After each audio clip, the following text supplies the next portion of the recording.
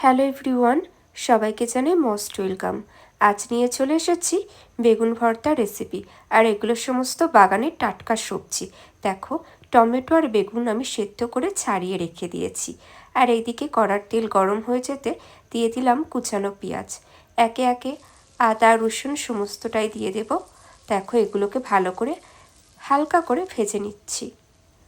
আর দিয়ে দেব কাঁচা লঙ্কা। এবার দিয়ে দেব হলুদ গুঁড়ো, লঙ্কা গুঁড়ো আর জিরে গুঁড়োর একটা মশলার মিশ্রণ বানিয়ে রেখেছিলাম। পরিমাণ মতো লবণও দিয়ে দেব। ভালো করে মশলাগুলোকে কষিয়ে নিচ্ছি। দেখো, তেল ছেড়ে দিয়েছে, মানে কষানো প্রায় কমপ্লিট। এবার দিয়ে দেব টমেটো আর বেগুন সেদ্ধ করে আমি ভালো করে মেখে রেখেছিলাম, সেটাই দিয়ে দিলাম। কিছুক্ষণ নাড়াচাড়া করে আমি এটাকেও একটু ভালো করে কষিয়ে নিচ্ছি। দেখো, এইবার দিয়ে দেব হাফ গ্লাস মতন জল। দেখো, এইভাবে তোমরা অবশ্যই রান্না করবে, বাড়িতে খুবই ভালো লাগবে। আমি একটু গরম মশলাও দিয়ে দিয়েছি আর কুচানো ধনেপাতা ছড়িয়ে দিয়েছি।